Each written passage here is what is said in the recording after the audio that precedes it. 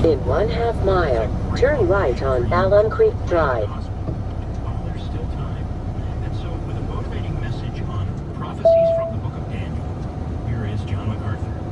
Now, in this final section, the Lord deals with Daniel and also with a couple of angels who express some questions about the details of what is coming to pass. Even after all of the information of the book, there is still much mystery. But all of this revelation has managed to pique their interest. Turn right at the traffic light. Closing section from verse 4 to 13, the Lord clarifies some final features. And even after the clarification, leaves an abundant mystery for the future. Now let's see these final words, and we'll take them just as they flow in the text. Move right on through. First of all, the content sealed. Secondly, the chronology set.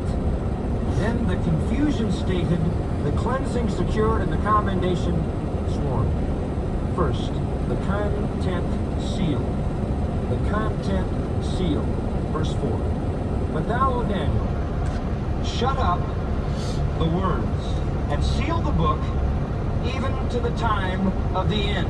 We can stop there for the moment.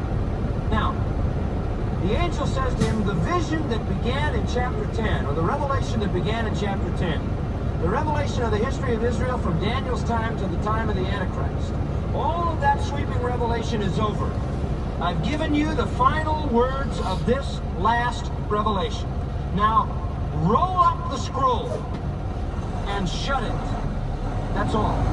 That's the end. Seal it until the time of the end. Now that is a very specific period of time. Let me just work up to that. The verse begins, shut up the words. Close up the words. And what really is being said here is the idea of preservation. Don't let this thing get away. Shut it up. Turn right on Brook Road. Seal it. Make it secure. And it could even apply with an authenticating stamp so people treat it with seriousness. Seal it up so that it is secure, and preserve it. Preserve it till when? Time of the end. Preserve it to the time of the end.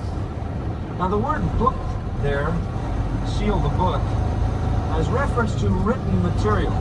The word sefer in the Hebrew usually refers to a rather substantial material, that is in length, a large amount of material. So the instruction from this glorious angel who's given him the revelation is now to seal it up and preserve it for the time of the end. What does he mean by this? Well, what he is saying is a reference, mark this, to the time of the Great Tribulation. It is best to interpret the phrase, the time of